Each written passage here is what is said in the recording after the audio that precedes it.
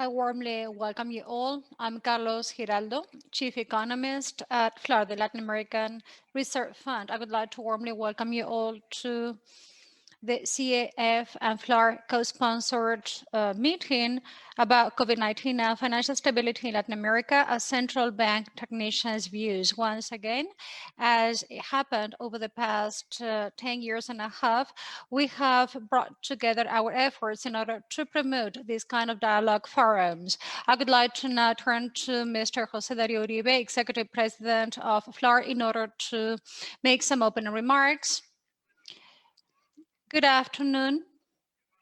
I would like to warmly welcome you all authorities and technicians representing central banks, ministries of finance and treasuries in Latin America and the Caribbean, as well as representatives of international organizations, think tanks, representatives, scholars, and other private stakeholders.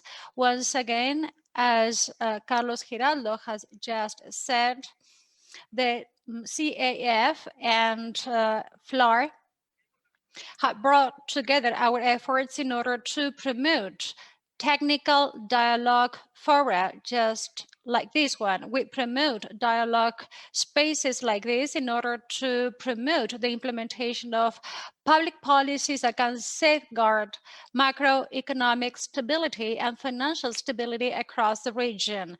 The outcomes of COVID-19 in Latin America and the Caribbean have been quite deep in terms of infections. We have surpassed 13 million infected people, and in terms of death toll, we are the second region in the world with more than 450,000 deaths. From an economic and financial standpoint, Latin America and the Caribbean is the emerging market with the hardest drop in economic activity in 2020.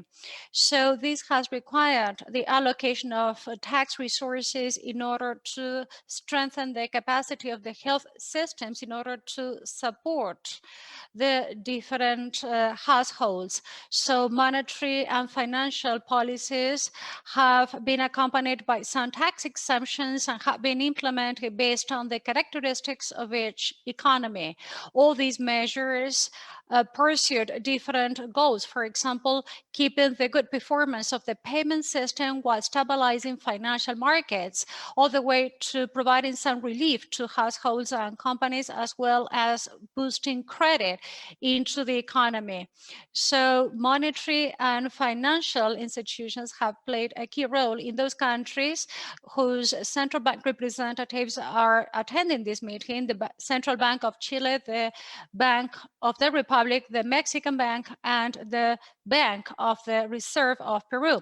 All these central banks not only share the same goals, but they also support their decisions based on the advice provided by the financial stability divisions in their organizations. So to date, all the monetary and financial measures that have been adopted have made it possible to keep the financial stability and the stability of the payment system across the region. However, the challenges posed by this financial stability are huge, both in the short and in the medium term, given the fact that there's still plenty of uncertainty as to how the shock caused by COVID will continue to unfold and how long it will take before we can go back to normal in terms of the economy.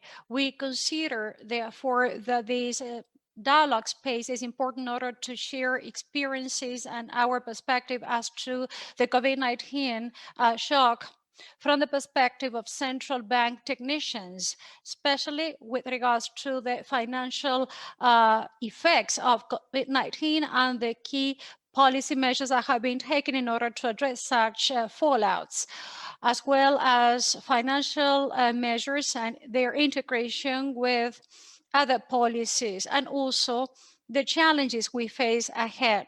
I have no doubt whatsoever that this will be a very useful dialogue for this region. I would like to thank you again for attending this session.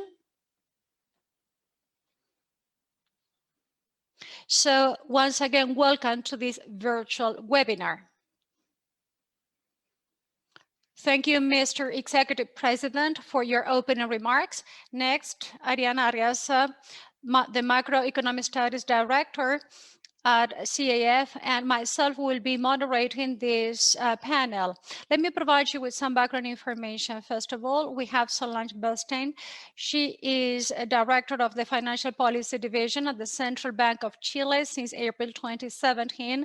She was a key specialist at the Social Security Unit of the Inter-American Development Bank regarding labor markets. She also served as Chile's Superintendent of Pension Funds. She was also head of research at the Superintendence of Pension Funds and a senior economist at the Central Bank of Chile. She was also a teacher at the University of Chile and the Pontifical Catholic University of Chile. Daniel Osorio is the director of the Financial Stability Department at the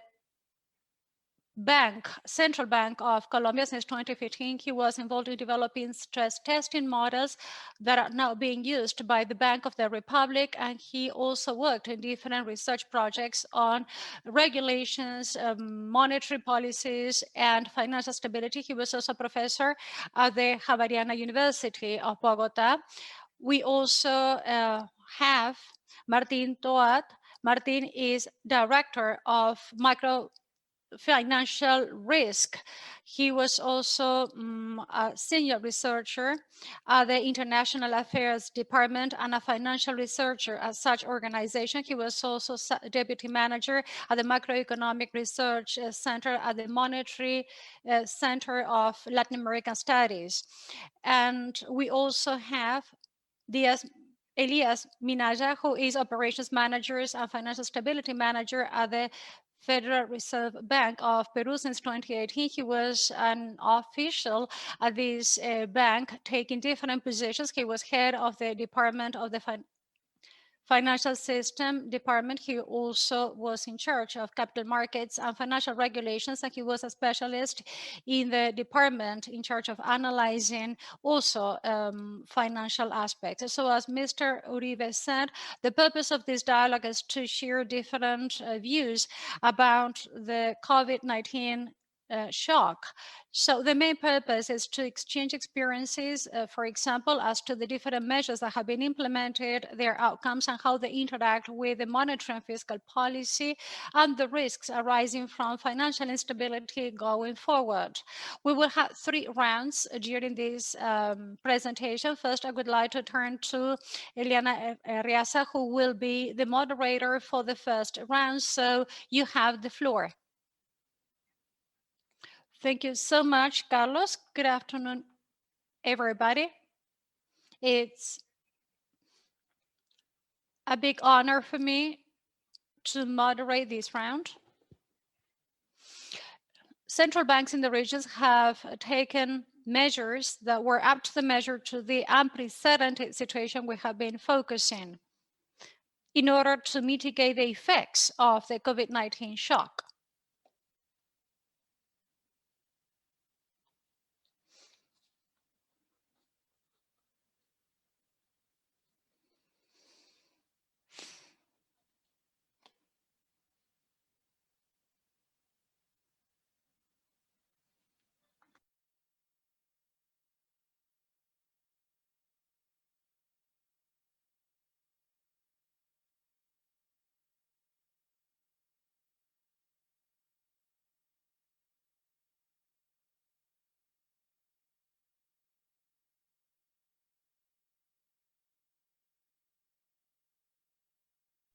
Good afternoon. I don't know whether you can all hear me. Yes, we can hear you, Solange. Thank you.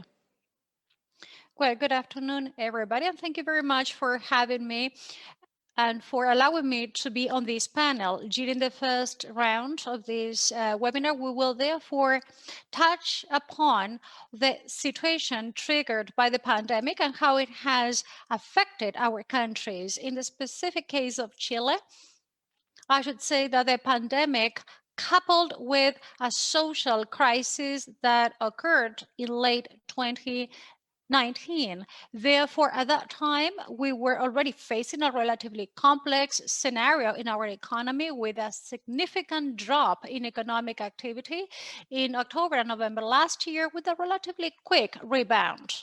Now we are faced by the drop starting in early 2020 as a result of the health crisis, but also with some quick rebound. When compared to other peers, we realize that in Chile, our economic activity dropped less compared to other countries. But when we analyze the labor market behavior, we see that the rally was slower. And no doubt, this is something that worries us. Therefore, when we analyze the financial system situation and the key risks and vulnerabilities, this report was published in November. We identified some of the key risks listed in this table, where the persistence of the COVID-19 shock and the impact at a local and global level was considered to be the key risk. But also, in order to mitigate the risks caused by the crisis, we had to analyze different policies and how risks affected companies, households.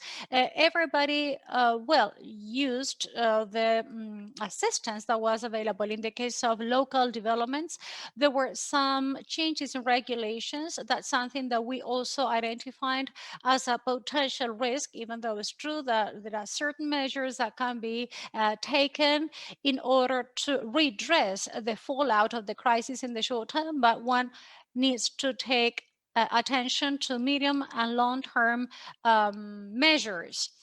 So these vulnerability factors have to do with companies and households with lower payment capacity, and also other situations such as the role played by institutions in Chile by mitigating external impacts. Now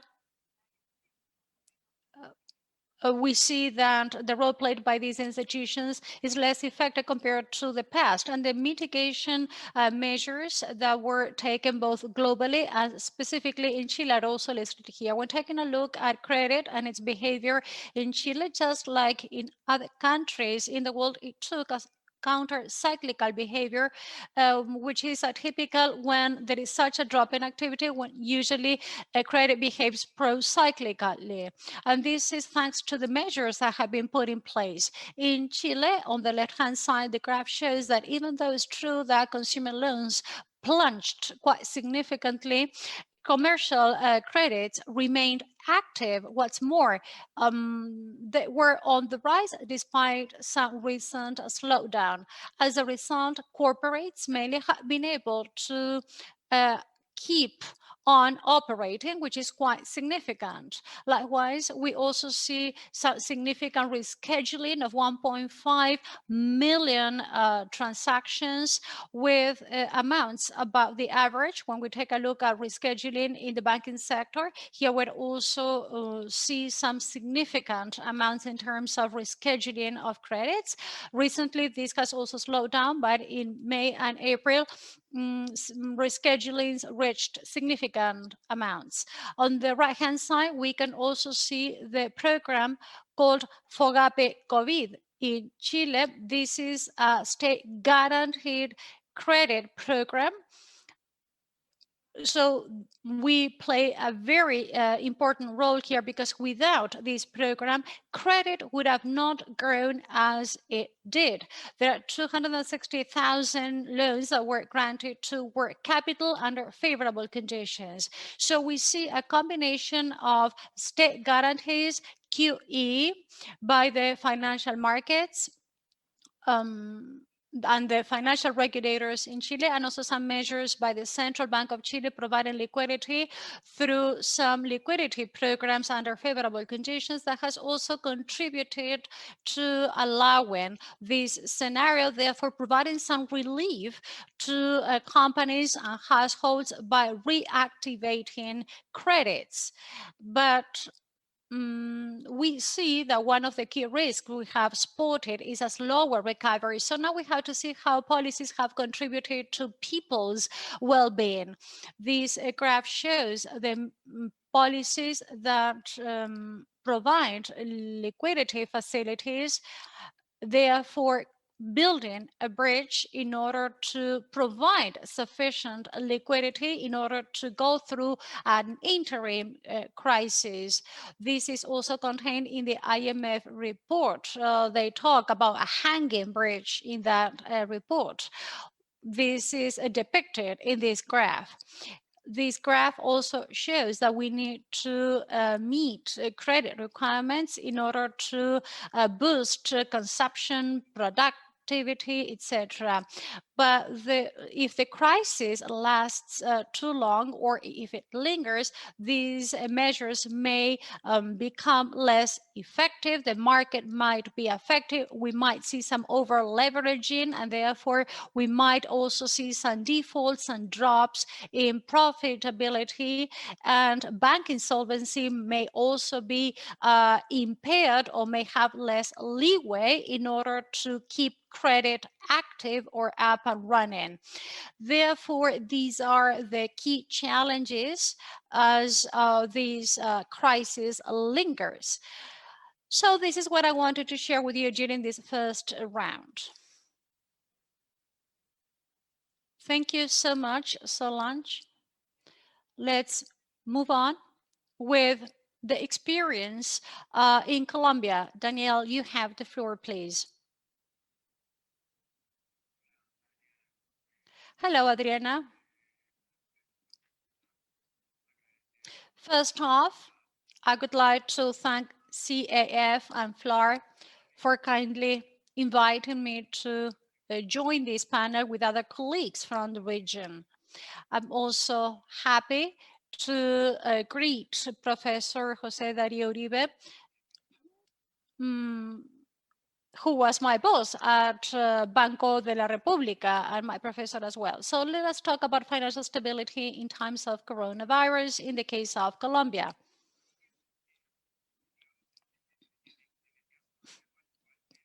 In the Colombian context, just like in Chile and in the remaining countries, the fallout of the pandemic has been pretty evident. As Solange said, the outcomes or the consequences of the pandemic coincided with the social turmoils that transpired in Chile last year. In the case of Colombia, it happened in parallel with the drop in oil prices. So it was sort of the perfect storm. And taking into account financial stability, from analytical perspective, the effects are pretty evident both in the credit and in the commercial markets, in the commercial papers market. So the crisis had or took a hit on the financial markets, as you can see on these graphs. So this shows volatility, public indebtedness, and when the crisis broke out, or when social uncertainty began with the lockdown, volatility in the markets overshot, reaching levels that were unprecedented, as you can see on the graph on the right-hand side. Now, in the credit market, you can see on the left-hand side credit outflows from banks injected into the economy of the financial sector. So here we see different bars classified according to different credit categories. In March 2020, there was a reduction in outflows in the case of consumer loans and microcredits. In that case, they virtually disappeared. Yellow and blue show a significant drop in March and April 2020. Here we are talking about commercial portfolios. Companies were able to access some credit lines, but this component came to a halt over time, or it slowed down. Just recently, in the case of volatility, conditional volatility, there was a rise, but then it was once again another drop, and now volatility is already at pre-pandemic levels. Even though the average of the post-pandemic outflows is significantly lower compared to the pre-pandemic levels, we see some rally in terms of outflows, a gradual rally of outflows. And this is closely tied to a timely policy response that has no immediate precedents in the country, because the institutions in charge of the financial system acted in a coordinated manner in order to address that situation. On the left-hand side, you can see what the national government of Colombia did. It extended public guarantees considerably, as well as the size of the credits that the national fund could provide. We are talking about 27 billion US dollars all in all. But first, there was a relatively low use of these credits, but then this has been picking up a little bit. This is related to some uncertainty caused by the pandemic. So as things began to be solved to some degree, that all the public credit guarantees quota was gradually used. Measures were implemented by the financial superintendents with regards to credit. For example, banks provided some relief within a supervisory framework that allowed for that. So in Colombia, this relief reached nearly half of the credits injected into the economy, which was quite a significant number. And then there was some temporary relief projects, and other mechanisms were implemented in order to provide permanent solutions to institutions.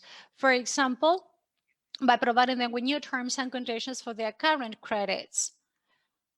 And even though the part credits are relatively small for the time being, they are expected to continue to grow. The central bank, of course, played a very important role. Several measures have been taken, for example, in terms of exchange rate hedging forwards. Also, the Bank of the Republic expanded the number of purchase transactions significantly, with extending the maturity terms, the amounts, etc., while reducing interest rates, as well as swaps, something that I will mention afterwards during this second round. And it also purchased assets of both public and private securities. So all this huge response underlines the fact that financial markets volatility dropped. Now there is much more market trust, but it also laid the groundwork in order to support the recovery of the outflows of credits. So this is something that we already begin to see. Looking forward, there's a lot of uncertainty as for the demand for credit. We don't know exactly what will happen to the economy. That might put pressure on the credit demand, but that's something that will be solved in the long haul. However, the current policies have provided the terms or the conditions so that the offering of credit does not represent a problem, at least for the time being. Afterwards, we will draw some conclusions around this. So I would like to close here for the time being, Adriana. Now I would like to turn to my colleagues, and then I will touch upon other topics when I take the floor again. Thank you very much.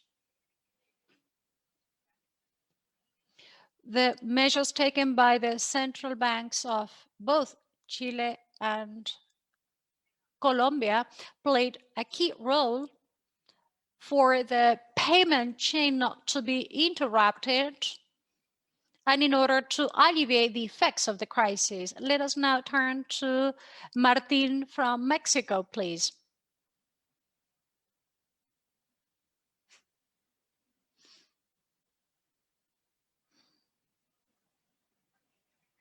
Martin, I believe that you're muted. Good morning, Adriana. Well, first of all, I would like to thank the organizers and all those who are attending this webinar this afternoon. If you agree, I will now start displaying my presentation on the screen.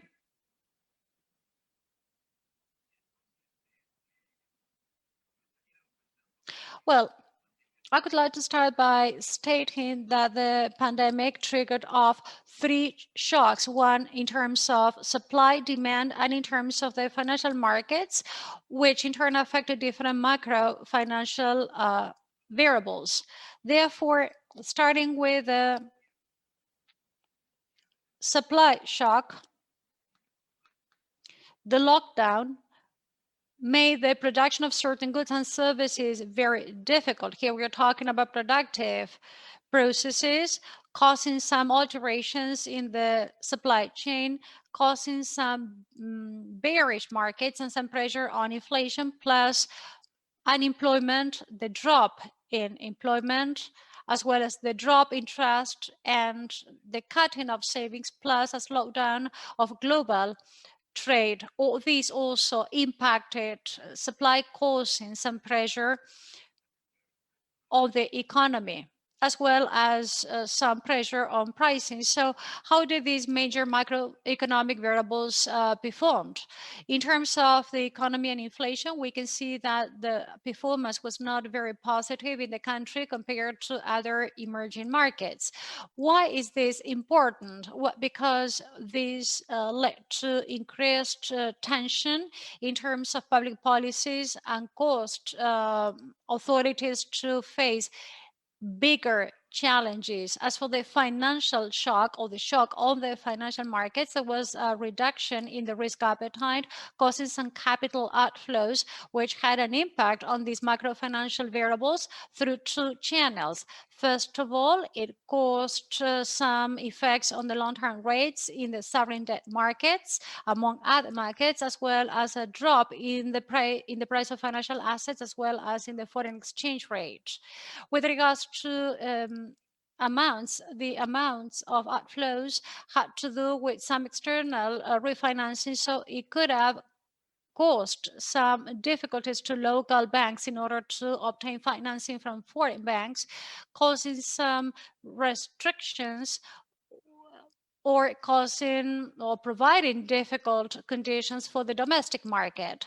So this is a channel that is very powerful in Mexico, and it has been so for the past decade.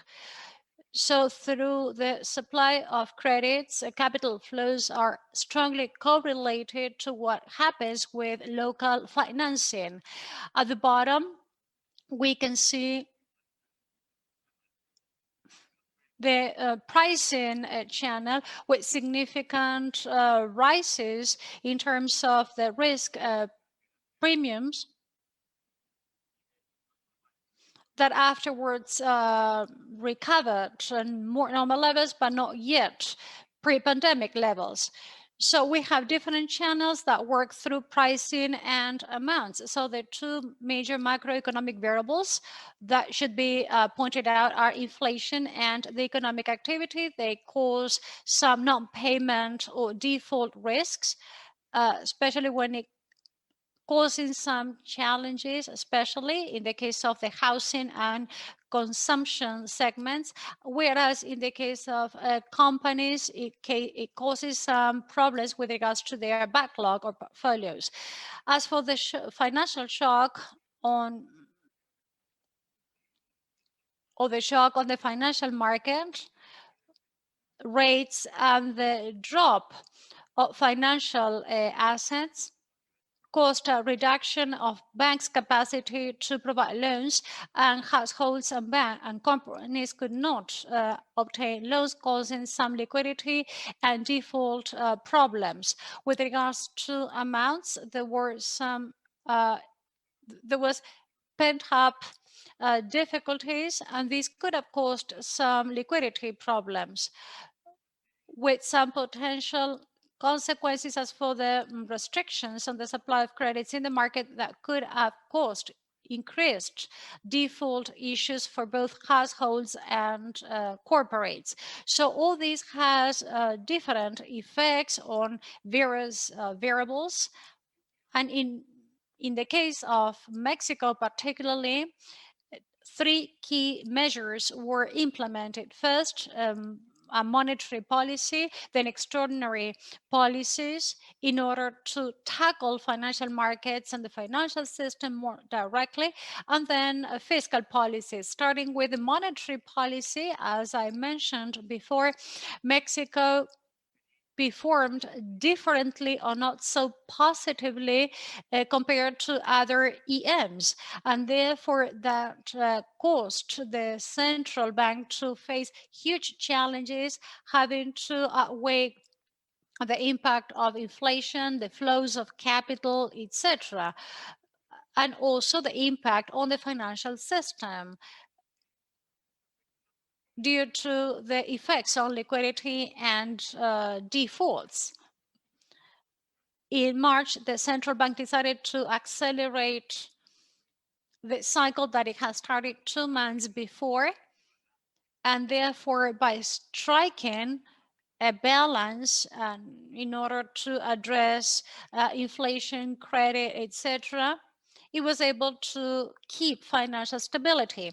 As for the extraordinary measures that were taken and that had an impact on the financial markets, well, there was a set of measures in order to provide liquidity to financial intermediaries in the repos market. This is a short-term market, and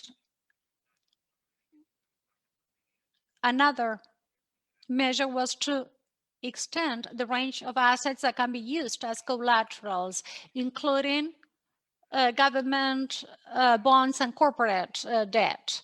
Therefore, it was possible to fulfill a dual goal to provide liquidity while stabilizing long-term rates in the sovereign debt and corporate debt markets.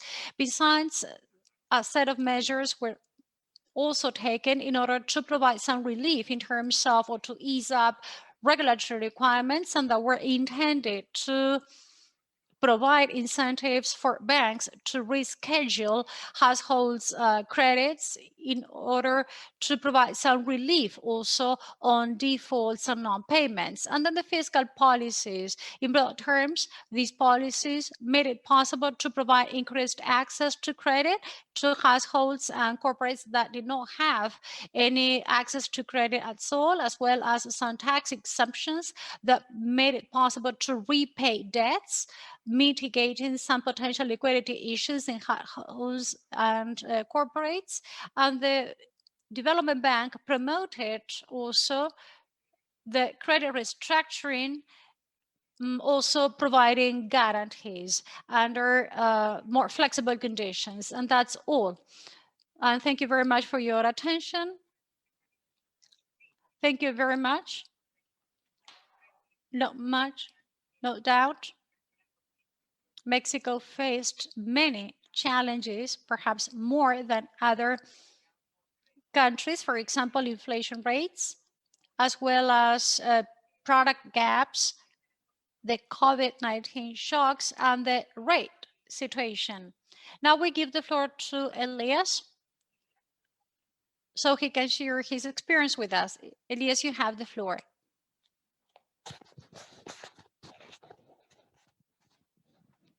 Can you hear me? Can you all hear me?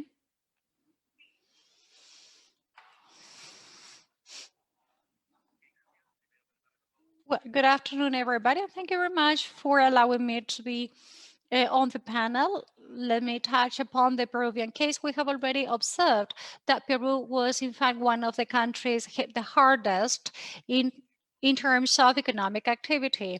Basically, the COVID-19 shock had impact in terms of rate volatility. As you can see on the left-hand side, exchange rate volatility. A number of measures were implemented. The central bank played a key role in this respect. We already had a lot of experience in this respect. And thirdly, another focal point was the economic activity. By contrast with other countries, in fact, in Peru, there was a lower GDP shrinkage. In Peru, however, we did have a big contraction. We should analyze this, however, given it the right scope. In Peru, however, we more or stricter lockdown measures were taken. We're talking about March the 15th, 2020, when the lockdown was decreed. So we saw that the number of cases was going up, so measures were taken right away. Authorities decided to implement a very strict lockdown. By contrast with Spain, for instance, where authorities allowed for certain activities to keep on running. In Peru, by contrast, those very few specific activities remained active. So that just to show you the scope of the lockdown and the restrictions imposed to social mobility. Therefore, that led to a higher GDP contraction in the amount of 30% in Q2 2020. In the face of that situation, we were impacted by different shocks in different sectors. Authorities and the central bank therefore adopted a number of measures. Here we're talking about tax authorities on the one hand,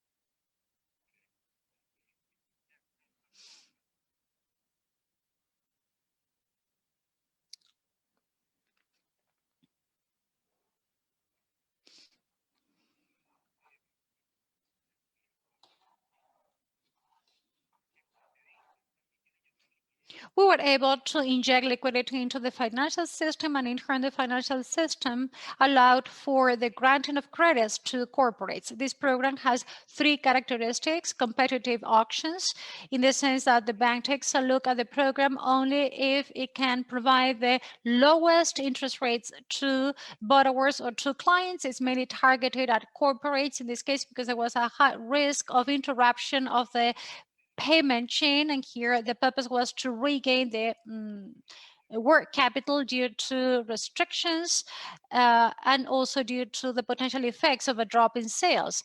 Then the state guarantee.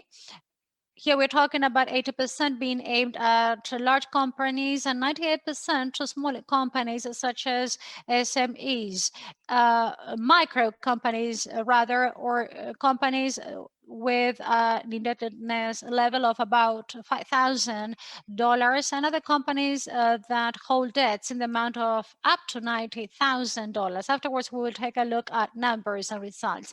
The government also implemented a social transfer policy by issuing bonds. This is something that we also saw in other countries like the US. Also some tax relief to companies by providing payment extensions as far as the social lockdown remained in place. The central bank therefore tried to reduce the volatility of financial markets, and therefore they implemented some liquidity in an unprecedented manner. And I would like to underscore the repo portfolios, the credit portfolios, an idea that came up in 2008 amid the global financial crisis. This means that banks providing loans to companies, these loans are backed up by promissory notes or commercial papers. So these companies can access credits through these state-secured loans.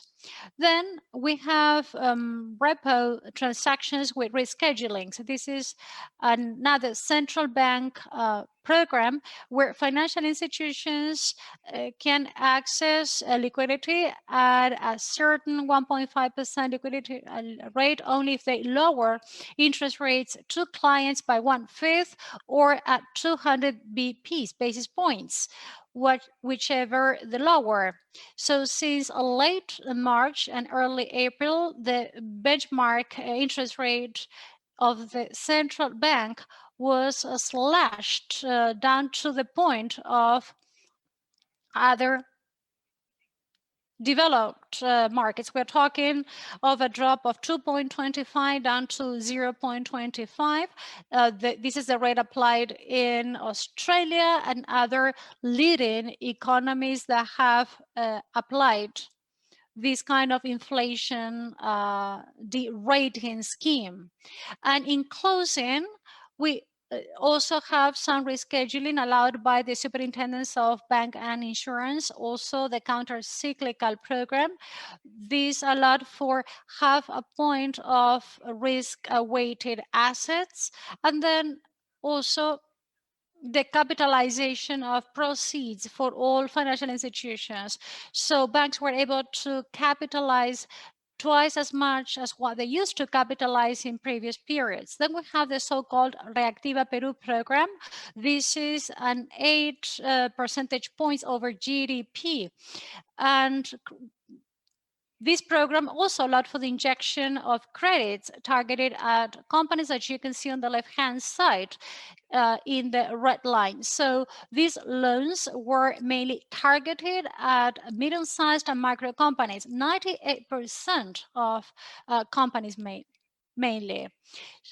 So these growth levels were not observed since 2008 when the Peruvian GDP was growing at a rate of 9%.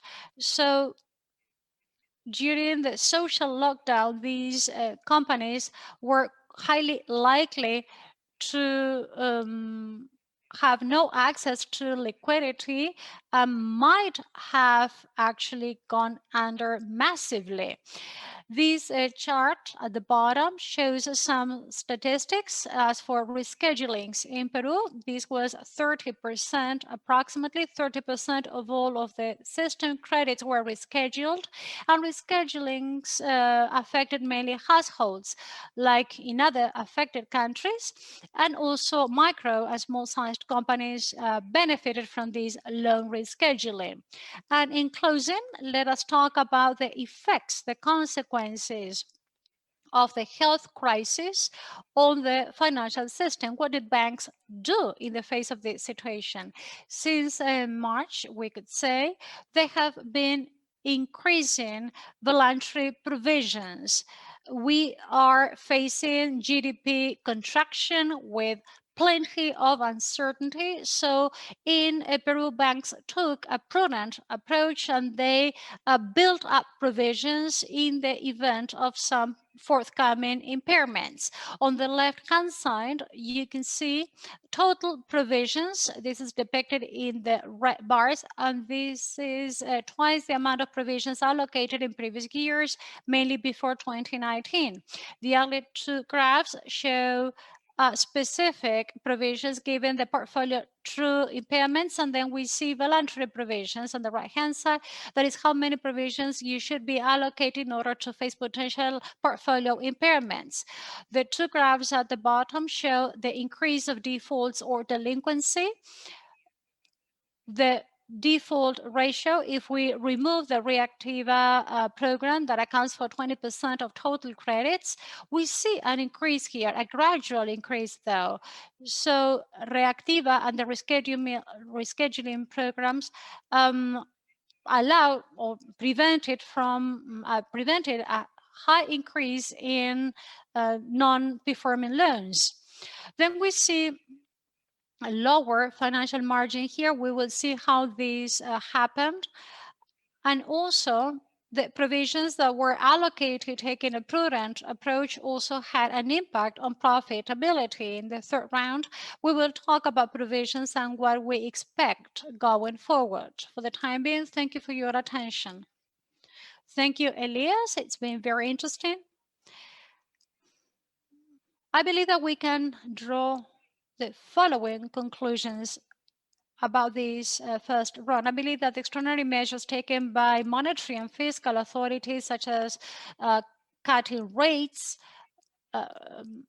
liquidity injections, credit outflows, and guarantees, allowed not only for a volatility reduction, but also it allowed to guarantee that there was no interruption in the payment chain, while allowing for a pickup in activity as well as loans.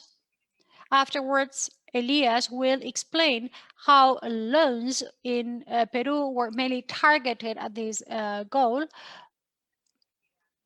Banks, however, also took a prudent approach as they increased their provisions.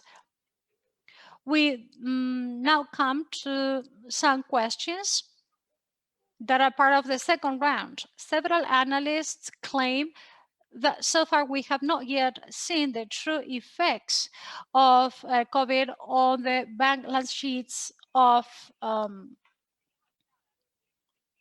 the financial system and also in terms of risk. This is because guarantees have actually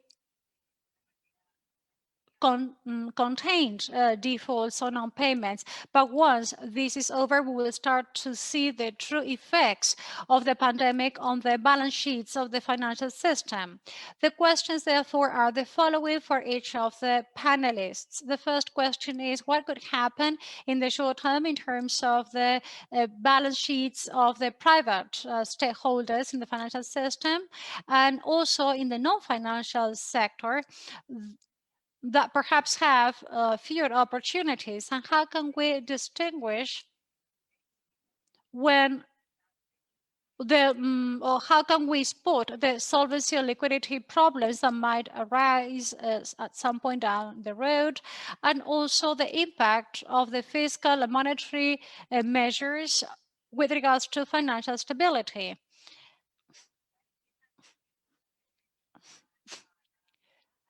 How much risk this might entail for falling markets. So let us start with Mexico. Martin, you have the floor.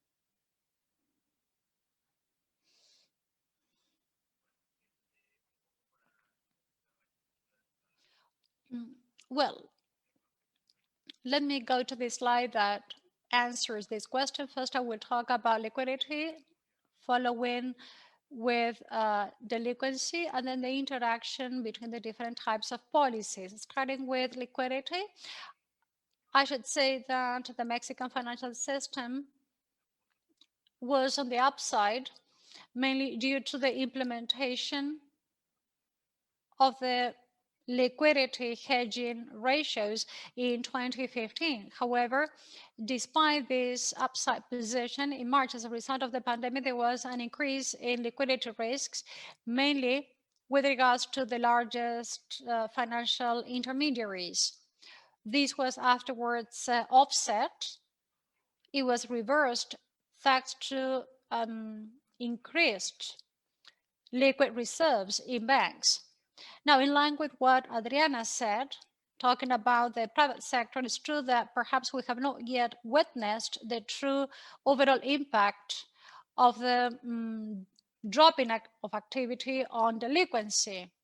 So the non-adjusted delinquency ratios have not been growing significantly. What's more, they have been coming down in the past months.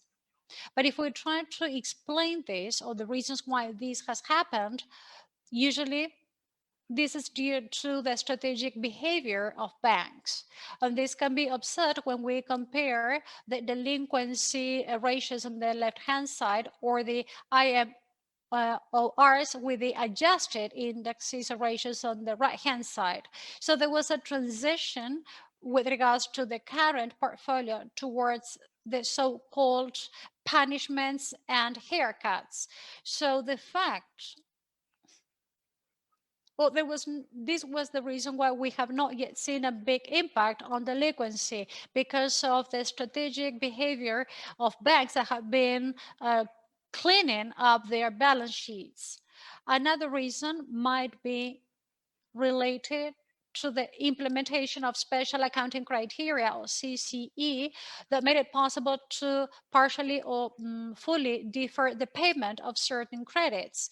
Noteworthy is that these credits could be deferred for 4 to 6 months, and now we will start to see what happens with the real situation of these loans. And another reason why we haven't seen a big impact on delinquency has to do not only with accounting reasons, but also with economic performance issues. There were some significant drops in economic activity. This also had an impact on delinquency. So by way of conclusions, I would say that we have not yet seen the final outcomes, because the Mexican economy was in quite a robust position when the crisis started, and that therefore enabled us not to be stricken by significant effects in the financial system. Now, looking forward, when it comes to the interaction of different economic policies, the key message here is that we can't understand the financial system in an inflated manner. Actually, this is a component of a much larger system, and we have to include all the interactions that it has with the real system, with the real economy and the financial market. So we can't think that policies, any policies that are taken are regulatory policies looking forward, not even policies that are only concerned with the financial systems. So going back to the interaction between the different policies, I should say that the goal of reducing the significant increase of the risk premiums would have not been possible only through a monetary policy, because the monetary policy per se does not have the capacity to trigger off such an effect. However, these extraordinary measures, both regulatory and those concerning the financial markets, could have been perhaps more efficient in a more liquid environment. I should say that the monetary and regulatory policies are complementary to each other, and they do not replace each other. But neither the extraordinary policies nor the monetary policies suffice in order to reactivate the economy. In this case, the key component is the fiscal policy, both to relaunch the economy or to provide more confidence for the monetary policy to be more effective, and also in order to tackle more specific issues concerned with some specific borrowers or credit beneficiaries. And that's all. Thank you very much, Martin. It's been very interesting, especially because it's true that there was no single policy that actually allowed for mitigating the impact of this crisis, but rather several policies that were put in place. Solange, could you like to share the experience of Chile? Yes, I have a couple of slides that I would like to share with you.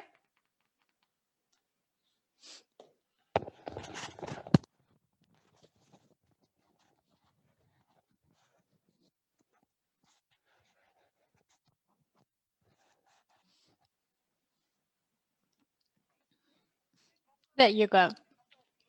In the case of Chile,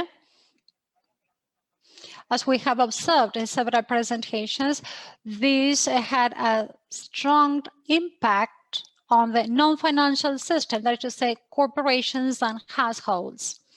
Now, Going forward, we run risk exercises to see what is going to happen with the financial situation of companies in the current scenario. All the measures that we have discussed and which have made it possible to reschedule debt repayment and credit access through state guaranteed programs and through liquidity given by central banks have made it possible to redress liquidity issues. On the left-hand side, you can see the cash flow months that companies might not have available if they didn't have any income or if their income was slashed by 50%. So this graph shows that companies would be able to be without cash for 10 months in a go and without reporting any income. They would be able to survive all the way through in such a situation. So when we obtained the financial stability report published in May, this graph showed a much more complex situation.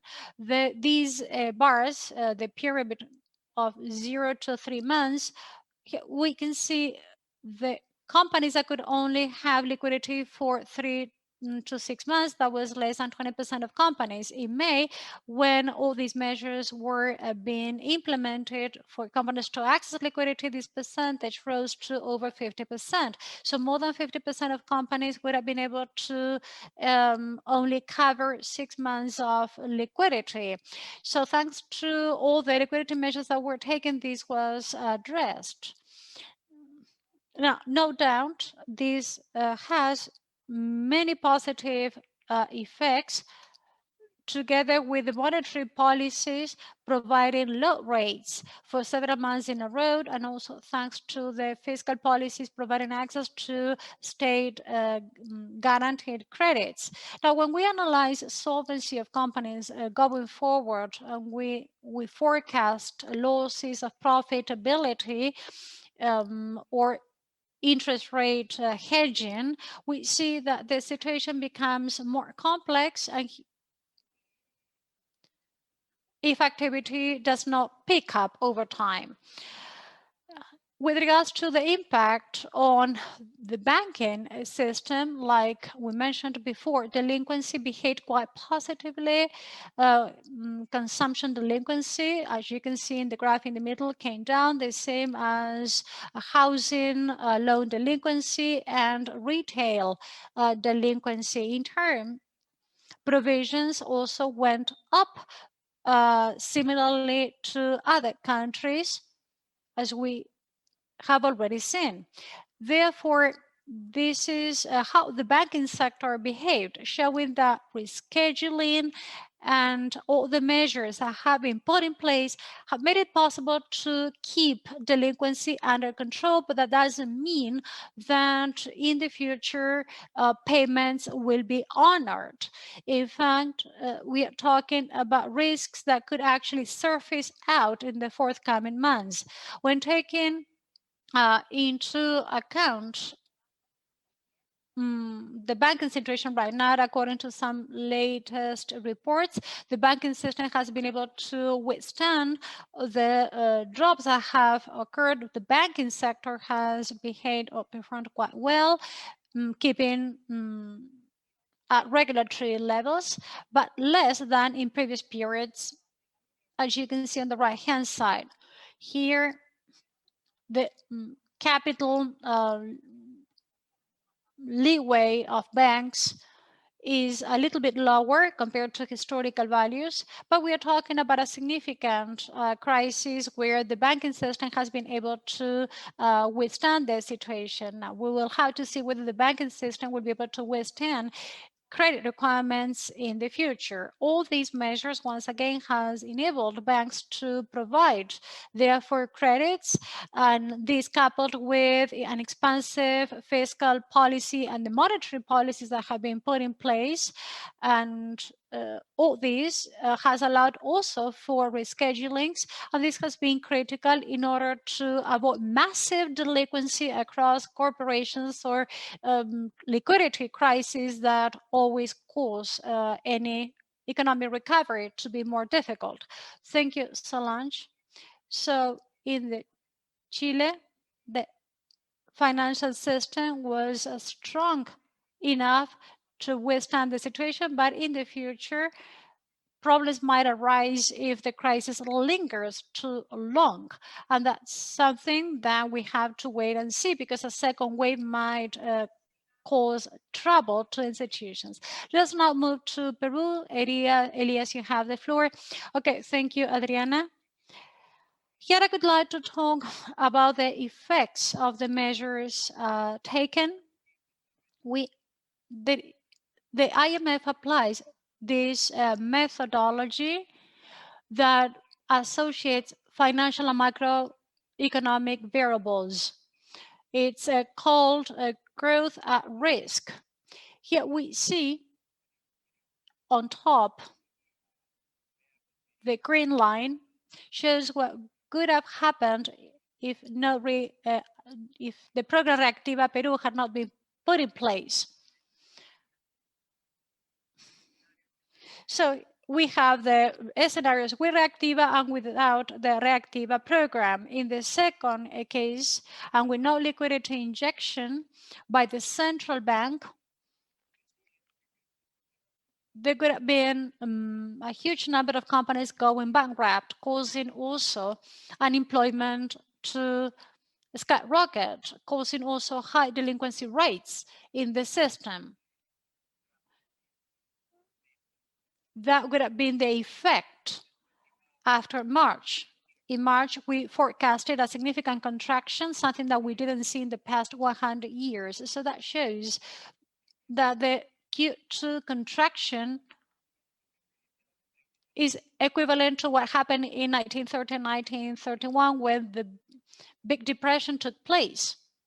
So this shows how much we have been able to reduce this worst case scenario compared to the situation without the Reactiva program. At the bottom, we show what is happening right now. Here we see a rally in terms of outflows by companies and households. For example, in the case of mortgage loans that are collateralized, this shows banks' aversion to providing loans without guarantees. Consumption is also picking up as a result of the economy reopening. We're going through the third phase, and now service companies and entertainment companies are also opening up and resuming their activity. Then we see interest rate behaviors affecting micro companies. Here there was a significant drop of interest rates.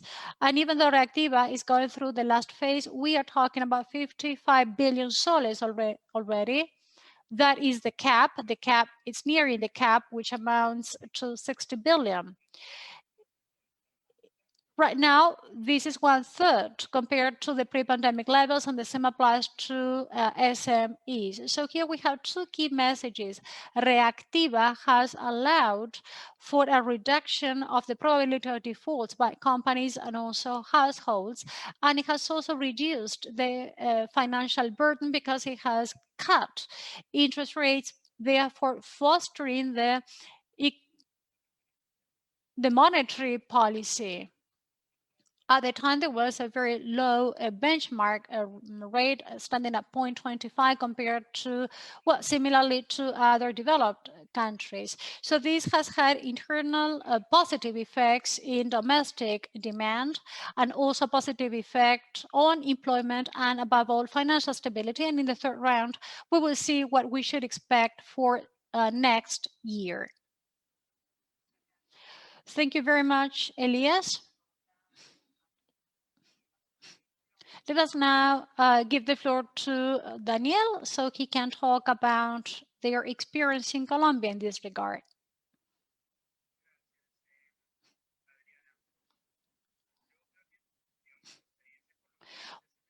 Well, the Colombian experience is similar to that of other countries.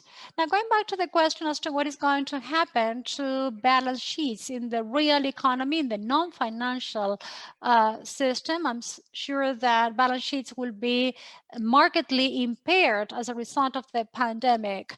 As you said, Adriana, this information is not obtained with the quality one should expect.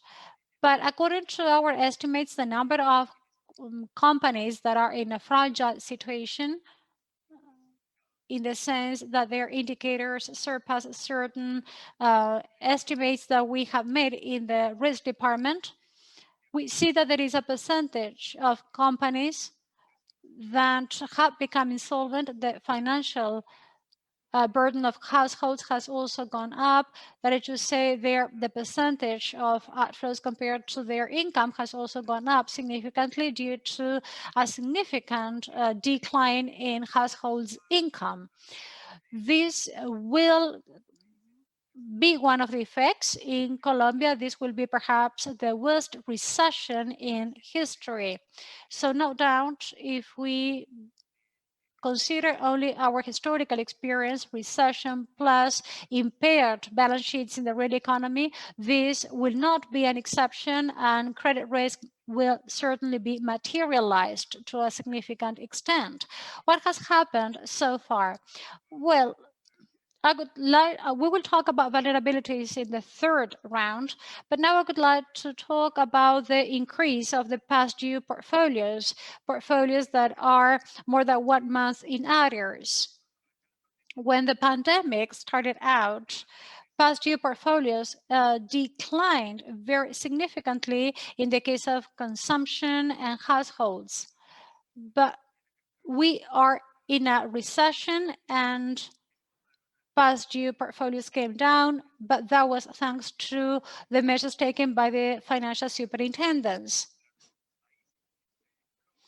In Colombia, the relief programs were applied to some portfolios that were between 0 to 60 days in arrears or past due, and if a grace period was given, or if a forbearance period was given, the clock was reset to 0. Therefore, past due portfolios came down, but as those grace periods came to an end, the past due portfolios went up once again, and according to our estimates, going forward, past due portfolios will continue to climb even more. On the right-hand side, we see another chart that I would like to discuss during the third round. I would like to go back to the topic that you introduced, and that's the coordination between monetary and fiscal policies.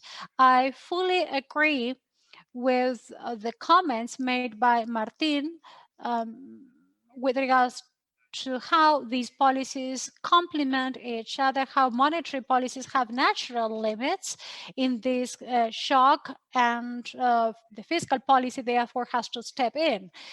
So I agree with that approach. I would also like to talk about the coordination of the monetary and the fiscal policy in the case of Colombia. In Colombia, there was a reduction. There are 3 percentages for 11. We went to 358, so there was a significant reduction by 200 basis points in terms of swaps in order to release liquidity into the economy. This has also been very interesting because at the same time, the national administration allowed for solidarity bonds. This was a compelling bond for the same amount that had been released, for a very similar amount. So here an engineering exercise was performed by releasing liquidity, reducing therefore this value, and this was done through what's called a compelling investment. Now, all the securities issued by the government, or the bonds that banks purchase, all those bonds require liquidity. Therefore, the Bank of the Republic also allowed for the issuance of these bonds, and all those transactions were very important. So this was a liquidity release exercise. showing how important the coordination of policies is.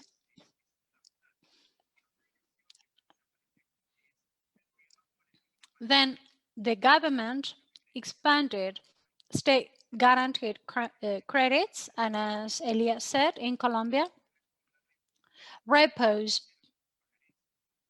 were also implemented with promissory notes or commercial papers. That was very important, and in our case, it was used in order to allow for repos. So as the government changed the terms and conditions, increasing the quotas, this is coordinated by the central bank. All these portfolio securities that were used in these repo transactions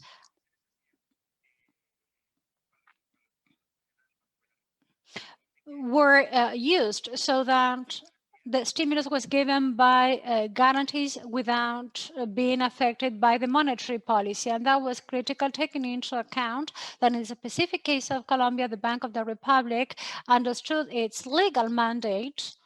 And as a result of such an interpretation, it does not carry out any conditional repos, as it's the case of Chile and Peru, where banks can grant more loans by bringing their rates down. Actually, this is not possible because of their legal mandate. So I just also wanted to mention that apart from showing the importance of the coordination of both policies, the design and engineering of transactions shows that coordination is critical. And unfortunately, in this particular case, at least in Colombia, this coordination flowed smoothly with regards to the response given by authorities to the current crisis. Thank you very much, Daniel.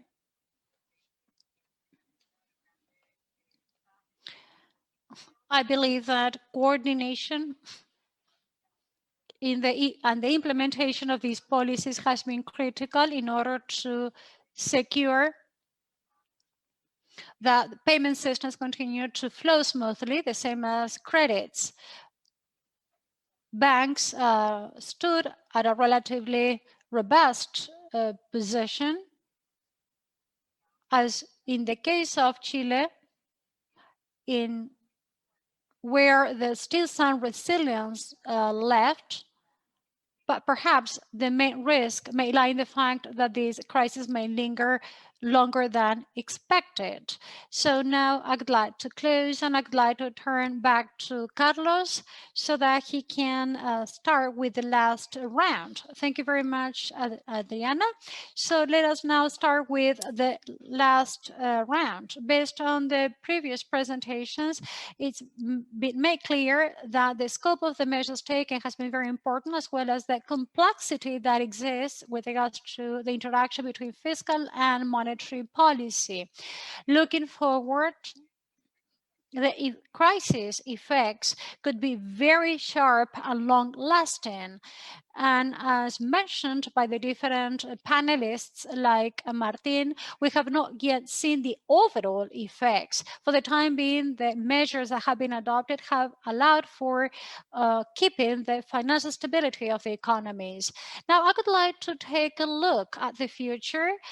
So based on your experience at your respective central banks, and as for the risks of instability and the challenges posed by this scenario, we know that there are many challenges given the fact that recovery is uncertain. Which are the main risks and challenges that you would point to that authorities will face in order to safeguard financial stability in our economies? I would like to start with Elias so that he can touch upon this aspect from the Peruvian perspective. Thank you very much, Carlos.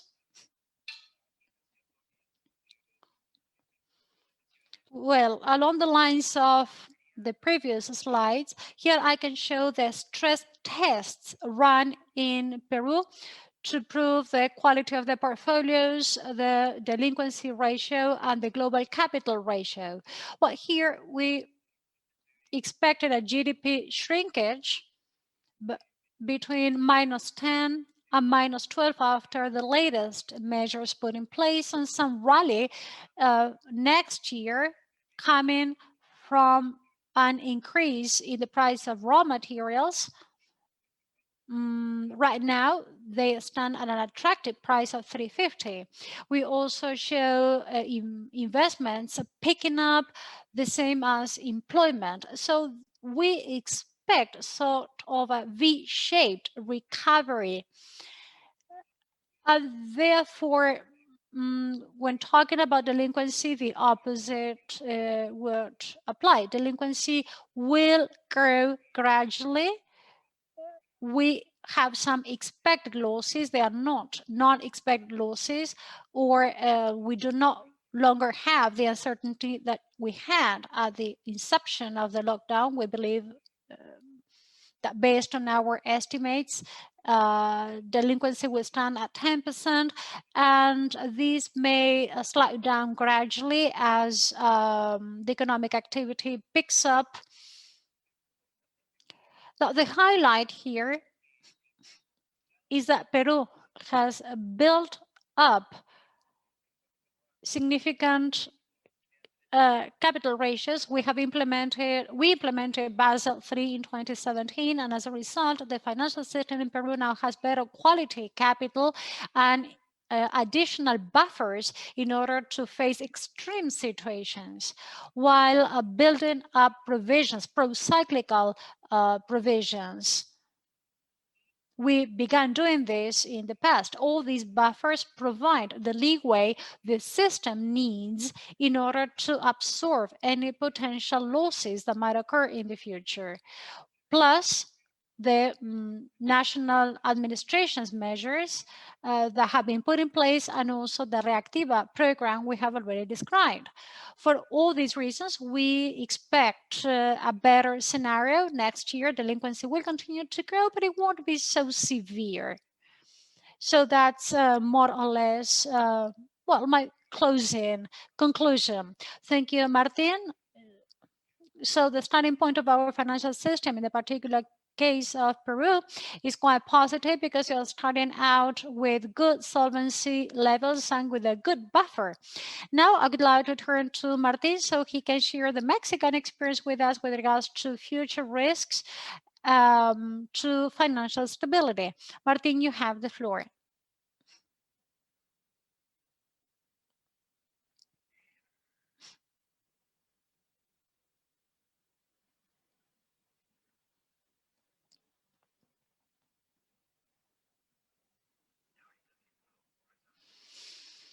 Okay, let me go back to what Carlos said. Let me pick up where he left off. I believe that Mexico was in a similar situation with very high capitalization levels, broad liquidity,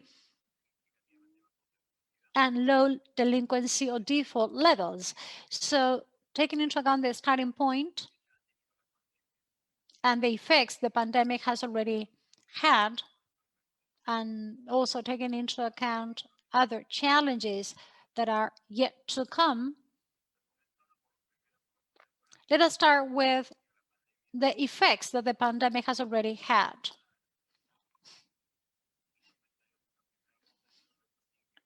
I believe that challenges have to do with safeguarding order in financial markets, the flow of credits, also containing the needs of liquidity of financial institutions, households, and corporates, and also promoting an adequate risk management and operational continuity.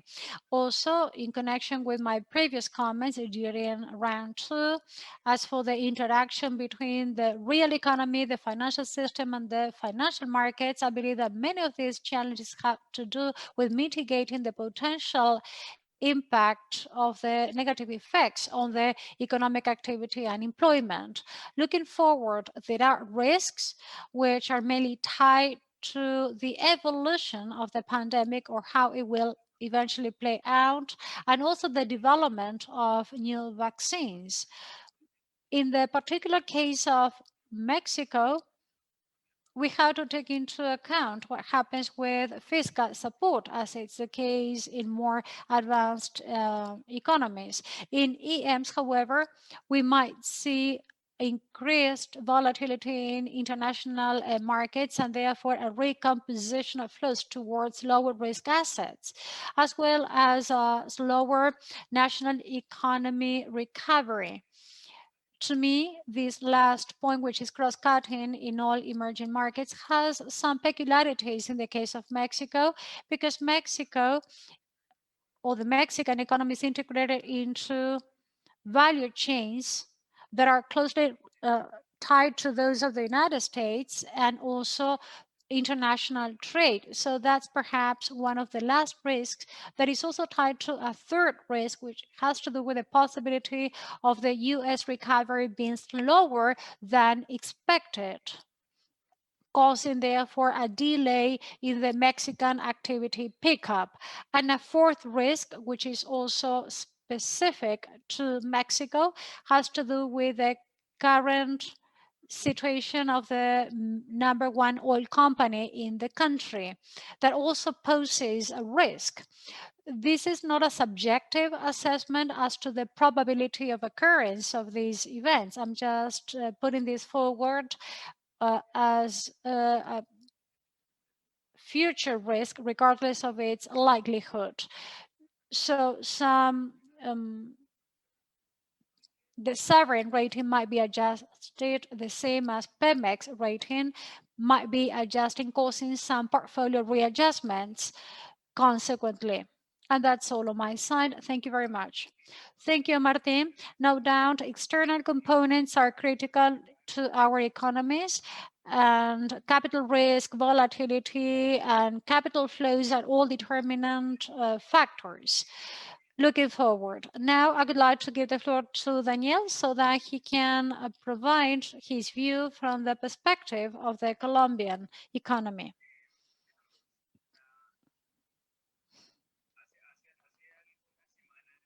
A few weeks ago,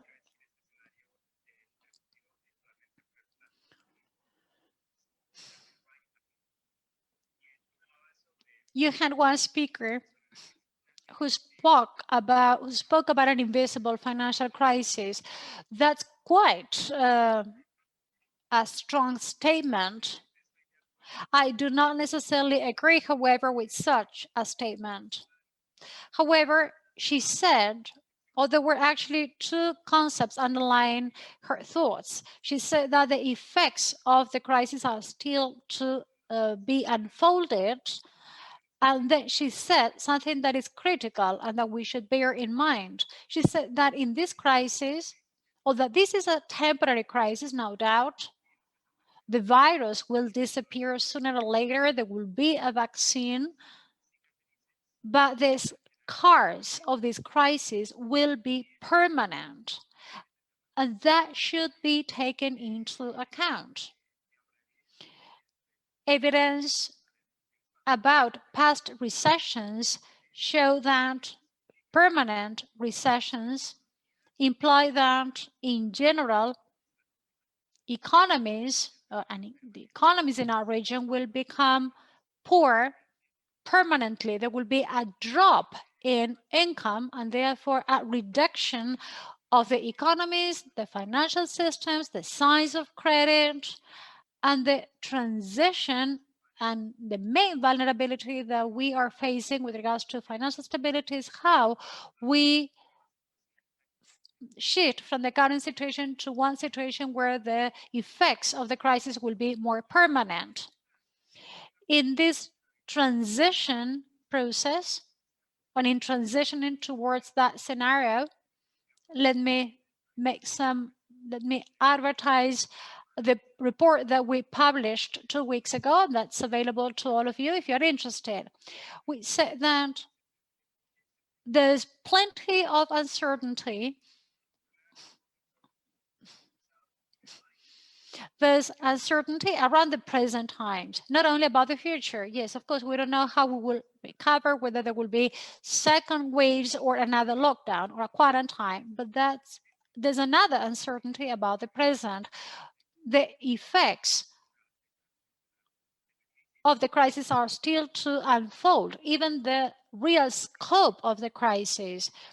This graph on the right-hand side shows that it depicts what Carmen mentioned with regards to household portfolios. Here you can see some the gross portfolio vis-a-vis the past due portfolio. So let's take a look at the pink dots that we see at dotted line, the orange dotted line. The higher unemployment is, the higher this index.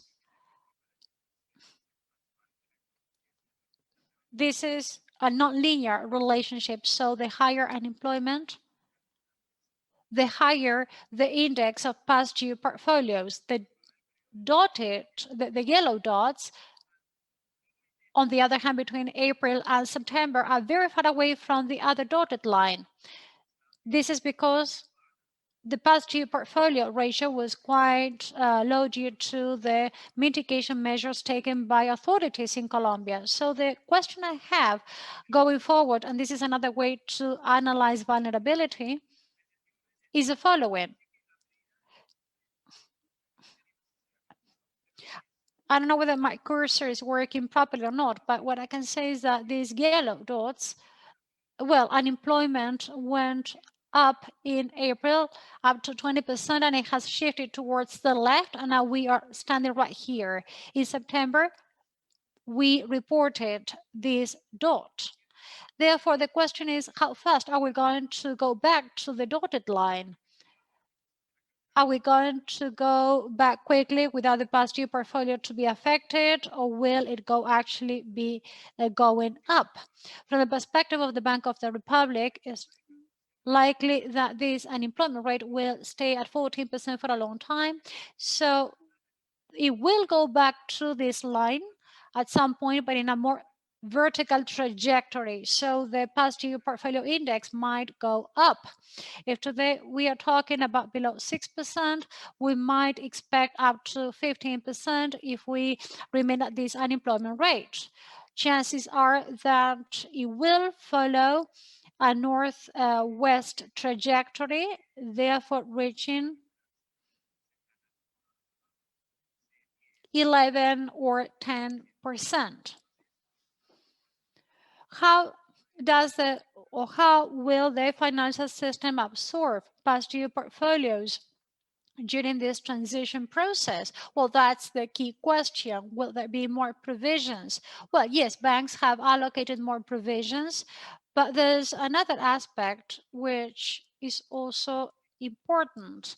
As Solange mentioned before, the profitability of Colombian banks, and this is something that already happened before the pandemic, came down quite significantly. So we will be we started the year with less resilience, profitability by banks, and with an economy that will require more credits in order to be able to recover next year. How will the financial system address that problem? How much will credit risk be, or to which extent it will be materialized? What about loan requirements? So we have sort of a cocktail with plenty of vulnerabilities that, well, we have to see how they play out next year, mainly in connection with the uncertainty as to how the economy will evolve based on these estimates. Thank you very much, Danielle. No doubt uncertainty is a critical component to this transition towards economic recovery, and it would certainly take a hit on financial systems. Finally, we would like to give the floor to Solange so she can throw some light at what she thinks is going to happen from the Chilean economic perspective.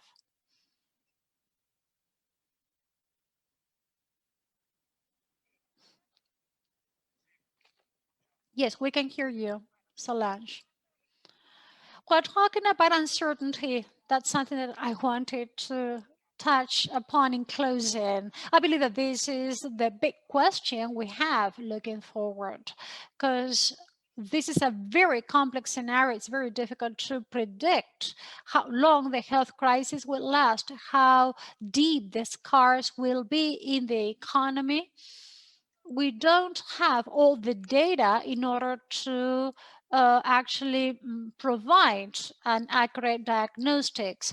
As the other panelists said, we have a lot of uncertainty. This financial report published 1 week ago shows this graph with some uncertainty indicators. This is the local stress index showing volatility. Even though financial conditions have been quite favorable, we should say the volatility is high. And this is shown in our foreign exchange rate compared to historical values. On the right-hand side, you see the perception and uncertainty index. Here we show the cases of the US, Chile, and the UK. Here you can see a peak during the Brexit affecting the UK. And now, in the case of Chile, we also see these spikes as a result of the social crisis. We have kept these uncertainty indicators that came in through tweets. So we have come to the conclusion that there's a lot of uncertainty going forward. Jose, I believe that this is perhaps one of the most complex topics to be dealt with, trying to understand what we should expect in the forthcoming months. Several elements provide us with a diagnostics as to what is going to happen in the financial system that provide us with some peace of mind, but there's also some uncertainty as to the future scenario. Now, specifically, we believe that refinancing requirements for the next months might be critical.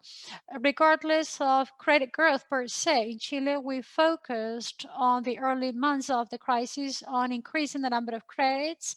The Central Bank of Chile took measures in that direction, the same as FOGAPE. As I showed in the previous slides, everything was concerned with increasing work capital in order to provide financing, and so that companies could restructure their debt, making companies more viable in order to honor their payment obligations, matching that at the same rate of the economic recovery. But we don't know exactly when that or how that recovery will take place, and perhaps companies will have to survive longer with lower revenue. So we believe that keeping favorable financial conditions is very important. The monetary policy or an expansive monetary policy was announced this week for a longer period with proper monitoring and support to financial institutions. All these measures are critical because they can provide some relief. And as Daniel said, how do we move from the current situation towards economic recovery? We believe that how we address that will be critical. We don't know, however, how that recovery will take place or the rate at which the economy will recover. That's all on my side. Thank you very much, Solange. No doubt the issue of uncertainty is critical. We understand that the social turmoil in Chile is not the only situation of this kind in the region, but it adds up to the uncertain scenario we are living through in the region. Thank you very much for your participation, and thank you to the rest of the participants. I see that it's quite clear that we are living in a highly financial fragile scenario, both in the public and the private sector. And no doubt this uncertainty prevents us from establishing a clear-cut recovery trajectory. So we have low interest rates internationally and locally.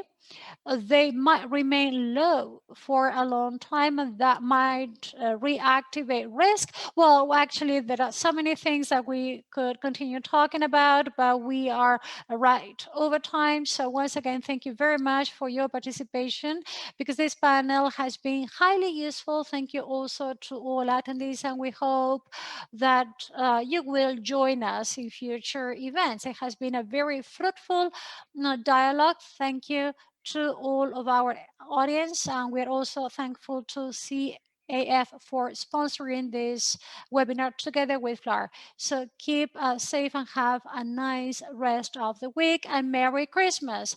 Thank you very much. Bye bye. Thank you.